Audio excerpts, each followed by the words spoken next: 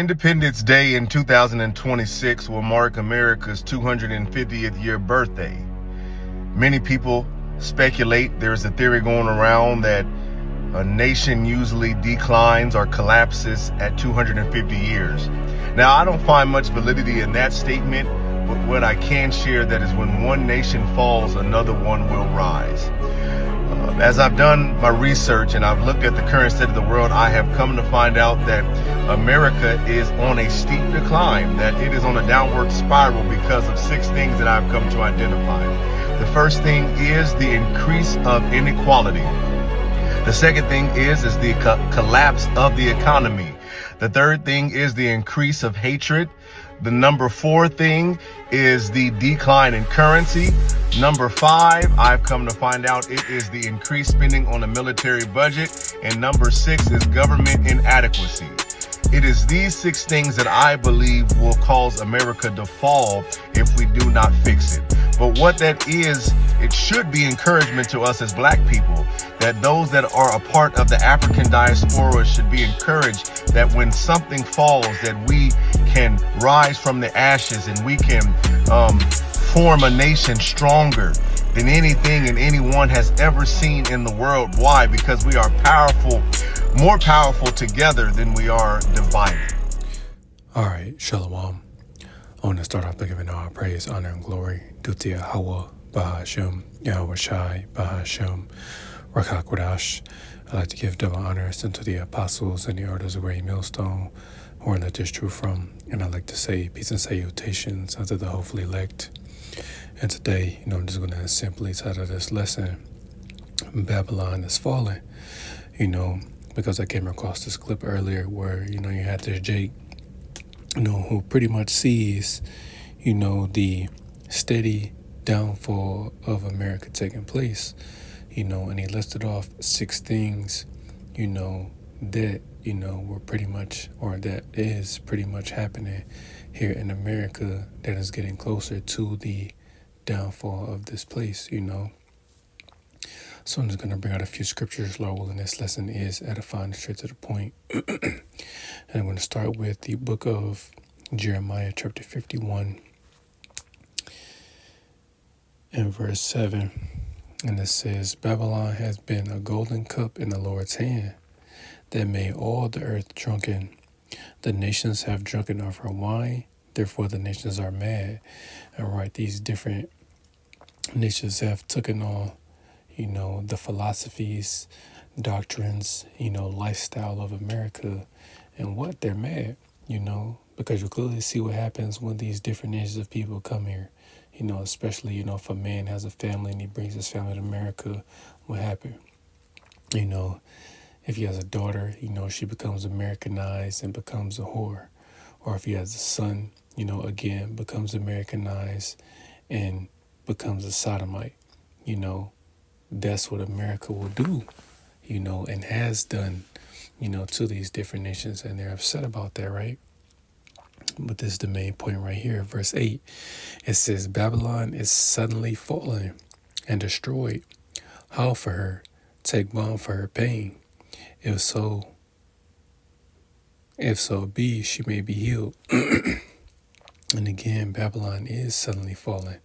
It hasn't completely collapsed as of yet, but we're seeing it, man. We're getting closer and closer, until the time when all hell breaks loose, when this society fully collapses, where this day-to-day, rat race they were all in finally comes to an end. This facade, because that's all it really is, man. We're just, those of us that are the truth, because obviously the American people, or the majority of the American people, are unaware of the things that are about to take place here in America, really all over the world, but primarily here, that, we're just waiting, we're waiting for that day to come, and we still have to, go to work, maintain, our particular situations, but overall, man, just me personally, I'm sick of the day to day, man. I'm just ready, to get the hard part over with, which is what? The time of Jacob's trouble. So verse 9, it says, we would have healed Babylon, but she is not healed. Forsake her. Let us go every one into his own country, for our judgment reacheth unto heaven, and is lifted up even unto the skies. Or even to the skies. And right, man, eventually, this place is going to completely collapse. And these different nations of people that are over here, they're going to go back to, their homelands, if they're even able to, but the ones that don't, flee this place, physically flee because, us Israelites, that are here, we're not teaching a flee doctrine, because at the end of the day, where are you going to go? Yeah, you can leave the country now, but overall, if you're slated to be destroyed by the Lord, or not you, by the Lord, but, if you're slated to be destroyed here in America, then that's your destiny. You're not going to be able to escape that, or if you're destined to be saved, then you'll be delivered from here. Because we don't know what's, exactly what's going to happen, because some of us are going to be thrown into concentration camps. Some of us are going to be, outcasted, of society. We have to, we may have to roam in the wilderness for a period of time. We just have to wait and see, because everyone is going to have their particular trials and tribulations that they're going to have to go through during this time, man. During the time of Jacob's trouble. And again, man, if you're going to be saved, if you're in America and if you're of the elect, you'll be saved, and obviously we know if you're not, then you're not going to make it, but you will be brought back. If you're an Israelite, you will be physically born again, but what? And, verse 9, the Lord is being facetious, because it says we would have healed Babylon, but clearly there's no healing in this place. It doesn't matter what, number 47, attempts to do. He can sit here and say, oh, well, the economy is as great as it's ever been and this and that, but it's getting worse, man. Just like I went to, the meat market, yesterday, man, I damn near spent $100 just on, 4 items, just spent $89 at the meat market. Obviously, I'm not, completely tripping because, it's good quality meat. It's not that, BS that they have in the regular grocery stores. But overall, man, food is expensive. The cost of living, is becoming more and more expensive. Fuel, like just basic necessities, are becoming more and more expensive, and it's becoming harder for the American people, right? And also, just like he says, money is being devalued, right? Slakia. And then I also have, the clip playing right here, so I can remember exactly what he said,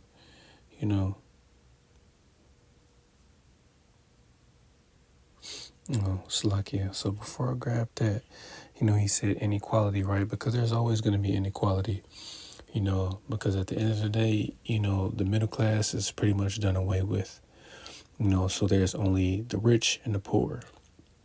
But what the elites want to do is just have it to, Slakia, they just want to have it to where it's only the super rich and the super poor, right? So the elites don't care, even if they oppress their own people, right? So I'm going to grab this, pursuant to our people, is the book of Ecclesiastes, chapter 10, verse 7, and it says, I have seen servants upon horses, and princes walk as servants upon the earth. And right, man, we're in captivity, we're slaves, because the servants are really Esau, Edom, man, really the other nations as a whole. But, primarily Esau, man, he's a servant. And what? It says princes walking, because again, you have that famous statue I forget the individual, if it wasn't Andrew Jackson, I forget the exact person it was, but you had a Judite, a so-called black man on one side, and you had a Gadite, a so-called Native American, on the other side, representing what? Judah and Israel, the northern and southern kingdom, us being in captivity to who? Esau, Edom, you know, we're in this man's system. So what, man? We're being oppressed. So I'm also gonna grab, Baruch chapter 3 and verse 8, and it says, "Behold, we are yet this day in our captivity, where thou hast scattered us for a reproach and a curse, and to be subject to payments according to all the iniquities of our fathers, which departed from the Lord our power." And right, man, you know, we are yet this day in our captivity. So obviously there's going to be inequality, because Edomites, they're ahead of us, financially, and in really a lot of ways, they're ahead of us. But, that being the main way that they're, ahead of us, man, because we're they had a 400-year head start. So obviously, the average Edomite family is going to do better than the average Jake family, So, yeah, there's that, the inequality, But that's one of the curses that we have to suffer, our enemies ruling over us, right? And then, let me see.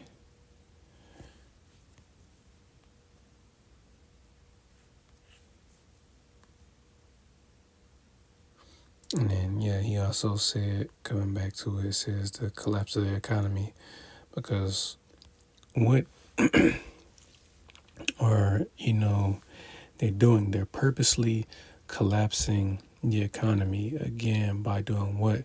With inflation, which is eventually going to turn into hyperinflation again, things being more and more expensive, thus making it harder for people to live, because we were hoping that, this government shutdown was going to, continue, but it ended, and they gave, the people, their food stamps, which I seen one video earlier. Yeah, this Edomite woman, a so-called white woman, saying that she did get her food stamps, this month, but what? She only got $16. They would have been better off, just cutting it off and letting all hell break loose. But again, excuse me, Slaki, we're going to see how this last month of 2025 plays out, because as we know, as our apostles have been saying, as other brothers have been saying, 2026 is finna be a hell of a year. And we're hoping that 2026 be the year that all hell breaks loose and this man, goes forward with his new world order, right? And then, let me see. Yeah, right here, I want to grab this, the book of Ezekiel, chapter 7, and verse 19. It says, "They shall cast their silver in the streets, and their gold shall be removed. Their silver and their gold shall not be able to deliver them in the day of the wrath of the Lord. They shall not satisfy their souls, neither fill their bowels, because it is the stumbling block of their iniquity." And eventually that's going to happen. Their U.S. dollar is going to be completely devalued. It's going to be deemed completely worthless, because they're getting this digital system, ready for the people, and they're still doing, these CBDCs, these central bank digital currencies, getting the people ready for that as well. And it's something that is completely controlled, right? But that's going to happen just like in different countries, like, for example, Venezuela, their money is worthless. Just like, the past, couple years, I know last year for sure, you had the Venezuelan people over there, throwing their money in the streets. Why? Because it was worthless, man. Trash cans full of it. It's all over the streets. It's everywhere. And that's going to become a reality for America. The US dollar is just going to be regarded as nothing. It's already nothing. It's not real money, because it's, real money is silver, gold, livestock, land, these different things that are actually tangible, but primarily what silver and gold, that's actual currency, because the US dollar isn't backed by anything. This is why these different nations have pulled away from the dollar, and they're trying to have, their own currency be backed by gold, but which, all of these different nations, they're all in league with each other, and they're all gonna, implement, the digital system by way of the RFID microchip, which is the mark of the beast, so there's that. And it says, he also said there's been an increase of hatred, which we're seeing, right? So let's get that in Matthew chapter 24 and verse 12. And it says, and because iniquity shall abound, the love of many shall wax cold. And right, man, people are becoming more and more cruel, man. People, don't trust don't trust each other anymore. Because, I myself, I'm 30 years old, so, was born in 1995. So, I'd seen what it was like, in the 90s and in the early 2000s, people, were a little more friendlier, but as time progressed, people started to become, more and more cruel, more and more, self-centered, more selfish, man, more about themselves, and again, people just don't have a regard for people anymore. They lack that natural affection, so hold on. I think, let me grab that one as well, because again, people just don't give a damn anymore, and we're seeing, these people, lose their shit. So let me get Romans 1 and verse 31. It says, hold on,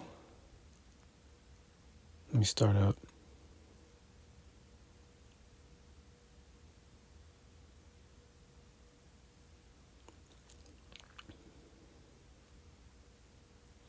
It's the book of Romans chapter 1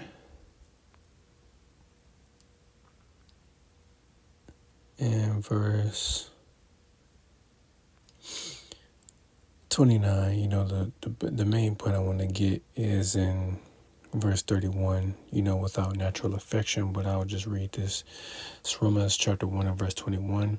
It says, being filled with all unrighteousness, fornication, wickedness, covetousness, maliciousness, full of envy, murder, debate, deceit, malignity, whisperers, backbiters, haters of God, despiteful, proud, boasters, inventors of evil things, disobedient to parents, without understanding, covenant breakers, without natural affection, implacable, unmerciful, and let me just read 32. It says, who knowing the judgment of Yahweh, that they which commit such things are worthy of death, not only do the same, but have pleasure in them that do them. And right, man, these particular things, that people are doing, the Lord isn't going to have, pleasure, or the Lord is going to destroy those that are doing these particular things, is what I'm trying to say. I just want to look up, just that without natural affection, right? And what does it say? It's unsociable, inhuman, unloving. That's the main point right there. Unloving, so people don't have a love for each other anymore, and again, people becoming more and more cruel, because again, man, this is the time that we're in, where hatred is at an all-time high, especially, this racial tension that's going on primarily between who? Jacob And when I say Jacob, I'm referring to the nation of Israel as a whole, all 12 tribes, and Esau, which is who? The nation of Edom, the so-called, white race, them. Racial tension is high between these two nations right now, because again, man, it's getting really real out here, man, and our people need to wake up. And then again, he said also a spending on the military budget, right? So let's get that in Joel chapter 3 and verse 9. And it says, proclaim ye this among the Gentiles, prepare war, wake up the mighty men, let all the men of war draw near, let them come up, beat your plowshares into swords, and your pruning hooks into spears. Let the weak say I am strong and right. The main point is in verse 10, where it says, let the weak say I am strong. Just the whole verse, because again, you have these different nations that are exhausting their resources into funding their military. But what? This is what the United States is doing. One of the things that they're doing with their money, they're spending it on their military, and again, man, this is, what's taking place here in America right now, man. So again, here's the term guns and butter, right? And then I almost forgot. Let me grab this. So it says, where I add, put in Google, say how long do kingdoms last? It says the lifespan of kingdoms varies greatly, with some lasting for centuries and others for just a few generations. While there is no single duration, some historical analysis suggests the average empire lasts around 250 years. Although this is a debated statistic, it says the Roman Empire lasted a millennium, while others like the Achaemenid Persian Empire lasted about 220 years. So right, man, the average empire only lasts Slovakia. But continuing what I was saying, the average empire only lasts about 250 years, And one thing he also mentioned was, again, spending on the military. And this is where this particular saying comes into play, right? Guns and butter. It says refers to a government's choice between allocating its resources to military spending, guns, versus civilian needs and consumer goods, butter, right?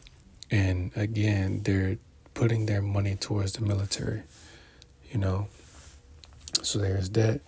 The last thing he mentioned was, the government inadequacy, if that's, let me see, the word that he used. Because again, we clearly see that the government is not for the people, Yeah. So the government inadequacy, which again, people are already upset at the United States government, but eventually people are going to come up against the government, right? So I'm just going to grab this.